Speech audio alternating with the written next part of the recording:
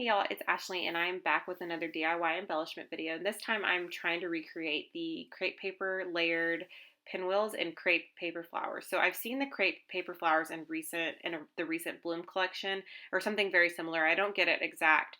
And then I've seen pinwheels in various collections, so I thought that I'd recreate those and use some different pattern papers that I have in my stash. What I've showed you are the strips of paper that I'm using. I've got two of them that are 2 by 12 and two of them that are 1 by 12.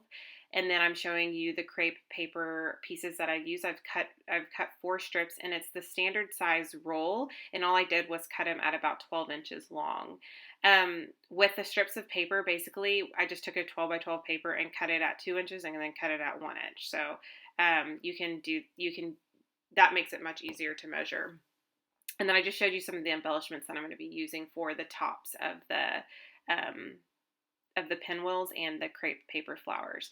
So I'm scoring these at a 1/2 inch, and these are both, I've already folded one, and I'll show you, I'm going to fold the other one here in a second, but these are the 12 by 2 inch strips, and I'm going to go ahead and fold this one, and like I said, I've scored them at a 1/2 inch all the way across. And I got this tip from Stephanie Bryan. She had a really good tutorial on how to make these, and in the past I've struggled with making pinwheels, but I think that her tutorial was really easy to follow. So now I'm just going to use my hot glue to adhere these two pieces together, and then you want to make sure that you go with the fold. And so she, in her video, she made that was an easy way of explaining, I think, how to make sure you combine them the proper way or adhere them the proper way. And so that made it a lot easier. And that's probably where I was messing up in the past, is I was not folding it the right way. So here's where I'll put hot glue on the end of this, and then I will just fold it right together, because it just almost fits together like a puzzle piece. So, and then the next thing I'll do is just squish it together. I don't know any other way to say that. And then I will take a piece of punched circle that I have and that I had on the side of my desk, and we'll just adhere that right onto the circle. Then I'll just kind of hold it down. I think hot glue is one of those glues that works pretty quickly for something like this, and so to me it seems like the perfect glue for this. And I think Stephanie Bryan also used hot glue on hers, and actually I know she did. I think at first she had used a different glue to adhere the two pieces together, but then realized that she needed a stronger adhesive. So now I'm just layering some different sized punch circles, and you can do this really however you want. And then I'm taking some sayings that I typed up from my typewriter, which this is really cool because you can customize it to however you want. I mean, you can put somebody's name, you can put like a saying that you have for your kids or whatever you want. And I think this first one says "sweet girl," which I say that a lot. And so I decided to use that. And this is kind of, the 2-inch one is kind of a bigger sized one. So I don't know that you would want to use it on your scrapbook page. You could, I guess. It just might be a little bit on the big side, but it would take up quite a bit of room. But this 1-inch one seems to work a lot better for scrapbook pages, or seems that it would fit a lot better on a scrapbook page. It still would make your album a little bit bulky, but I think it would be fine. So here's where I do the same technique with this other one, and actually the folds were a little bit different there, so I just had to kind of fit it together the best way I knew how, and go with the fold. So I hope that's not too complicated, but if you play with it, you'll see how it's supposed to fit together. I think that's the best way to say that.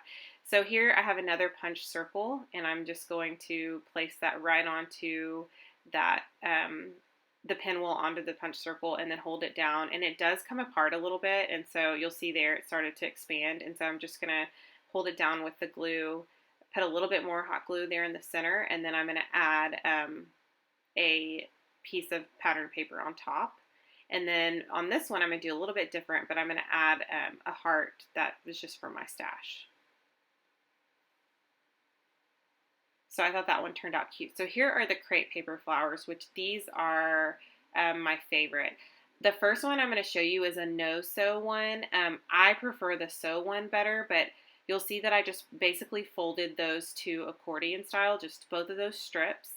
It was very rough though. You do not have to do this perfect. I didn't score them or anything. I just folded them back and forth like a ruffle.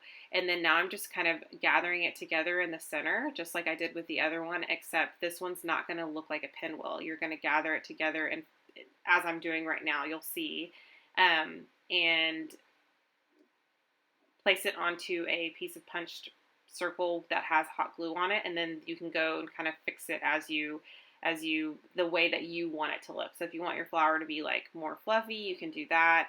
You can see there that I'm just kind of fluffing it up, and then trying to make some of, since it's so easy, like to me it's not as tedious as the pinwheels. It's because you can, I mean it is, but I like the way that it seems much easier to work with.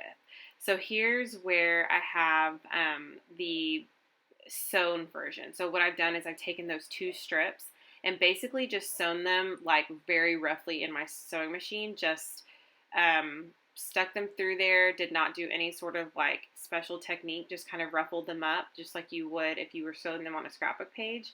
And then now I'm just you'll see how much easier it stays together when it's sewn, and how it already gives you like that floral effect, and that layered effect, which I love. And so I'm doing the same thing. I'm gathering it up in the center and then putting it on a punch circle that has hot glue on it. And then I'm going to layer some things up. And you'll see with the other one, I just layered up, I changed it up and put like a feather and put the typed word on top at that time. And so this time I'm going to use a couple different layers here. I'm going to put a couple of punch circles, and I'm going to put one of the glitter embellishments from the Wonder collection. And then I am going to cut two strips for the ribbon effect. So if you've seen some of their recent ones in the Bloom collection, you know that it's you'll see that there's a couple that I think are made to look like ribbons. And so this is what I'm doing with this one. And you can use really any pattern paper. I just found this in the little scrap section on my desk, so.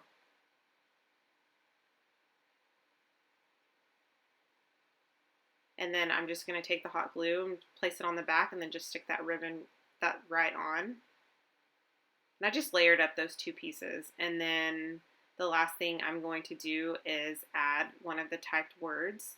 I thought about putting the cork bow, but I thought that would be a little too much. So I'm just going to add this last piece, and then that's pretty much going to be it. And I have some close-ups, so if you guys have any questions, just let me know. And I hope that you guys have a good week.